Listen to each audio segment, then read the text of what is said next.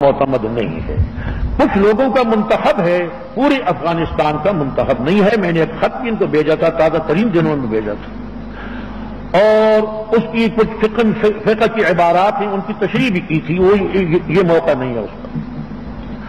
کچھ اور کمزوریاں بھی ہوں گی، غلطیاں بھی ہوں گی، لیکن بحیثیت مجموعی میں اس کو اسلامی حکومت کہتا ہے۔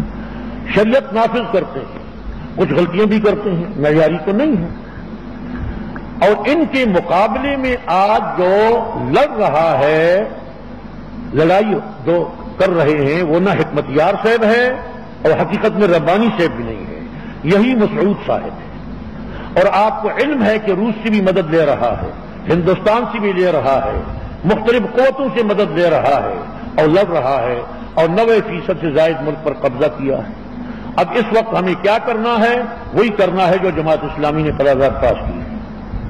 میری رائے جو بھی تھی، میں پہلے سے کہہ رہا تھا، اب مجھے وہ جماعت اسلامی کی پالیسی سے خلاف نظر نہیں آتا۔ الحمدللہ میں غلطیوں سے منزہ پاک نہیں ہوں، لیکن یہ بات میں اطمینان سے کہتا ہوں کہ جب سے میں نے مولانا مودودی رحمہ اللہ کی قائم کردہ تحریک کو سمجھا ہے، اس کی دستور کو سمجھا ہے، تو میں نے اس کے فیصلوں سے دانستہ خلاف نہیں کیا، اس لیے مجھے صحیح اسلامی تحریک نظر آ رہی ہے۔ تو اس لیے پہلے جو میں کہہ رہا تھا وہ بھی جماعت کی پالیسی اور دستور کے خلاف نہیں تھا، کسی فرد کے خلاف ہوگا، کسی رائے کے خلاف ہوگا، اور الگ بات ہے۔ لیکن اب تو فیصلہ کر لیا ہے، قرارداد ہم نے پاس کی، تو 1 سال ہو گیا ہے غالباً، یا 1.5 سال پاس ہوا، موجود ہے، منصورے موجود ہے۔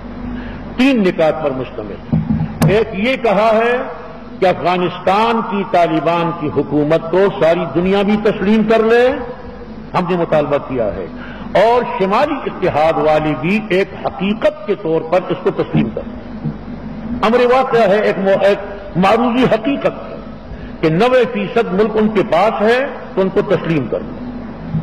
شمالی اتحاد کو بھی کہا ہے۔ دوسری بات یہ کہی ہے کہ طالبان کو چاہیے، طالبان کی حکومت کو چاہیے کہ وہ شمالی اتحاد والوں کے لیے اپنا سینہ ذرا کھول دے، اپنے دل میں نرمی پیدا کر دے، ان کے ساتھ قریب ہونے، مفاہمت کرنے، مذاکرات کرنے کی پالیسی اختیار کرے، تاکہ افغانستان میں متحدہ اسلامی حکومت قائم ہو۔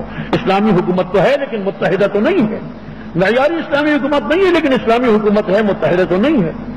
تو اسی طریقے ہم کوشش کر رہے ہیں۔ امیر جماعت کے بیانات اس میں آئے ہیں، قراردادی پالیسی ہے، لہذا میری بھی اس بارے میں یہی رائے ہے کہ طالبان کی حکومت کو تسلیم کیا جائے، طالبان کی حکومت کو مضبوط بنانے کی کوشش کی جائے، ان کی حمایت کرنی چاہے، اور ان کے مقابلے میں جو مسعود لڑ رہا ہے وہ لڑائی غلط ہے، اس لیے کہ وہ اب دین کے اور جہاد افغانستان کی دشمنوں کے حق میں بھی بات کر رہا ہے۔ البتہ ایک بات میں کہہ دوں، جب سے نجیب اترا ہے اس وقت سے میں یہ کہہ رہا تھا، اور یہ بخزمین صاحب جو ہیں ہمارے، آپ جانتے ہوں گے، اس کے ساتھ میری اس پہ جڑپ تلخی بھی ہو گئی تھی کہ خدا کے بندے، جہاد تو میں نے کیا نہیں ہے، اللہ تعالیٰ نے آپ کو توفیق دی، اور یہ قسمت آپ کی تھی، میری قسمت میں نہیں تھی، میں تو اس وقت مولویانہ کام کرتا رہا، لیکن جہاد کے مسئلے کو میں تم سے تو اچھا جانتا ہوں، اگر تم لوگوں کو یہاں لا کر نہ لڑاؤ، یہ لڑائی نہیں ہے۔ تو وہی پالیسی اب تک میری رائے ہے۔ اور ایک مجلس میں شریک تھا، اور اکوڑا خطب میں، اور علماء بھی تھے، تو انہوں نے کہا مدارس کو بند کرو اور طالب علموں کو بھیجو، تو ان کو بھیج دیے۔ میں ہی بیٹھا ہوا تھا، تو میرا بھی مدرسہ تھا، تو میں نے جب میں خاموش تھا، جب پوچھا تو پھر جواب تو غلط دینا نہیں تھا۔ میں نے کہا جناب میری تو پہلے سے یہ پالیسی تھی کہ نجیب کے سقوط کے بعد نہ ہم نے کسی کو جانے دیا اور نہ طالب علموں کو جانے دیا، اور یہاں تک میں نے کہا اس کے بعد جو طالب علم جائے گا تو میرے مدرسے میں داخل نہیں ہوگا، میں منع تو نہیں کر سکتا ہوں لیکن داخل نہیں ہوگا۔ تو اس لیے ہمارے طالب علموں کے بارے میں کہتا ہوں کہ جو اس لڑائی میں شریک ہوتا ہے وہ یہاں داخل نہ لے۔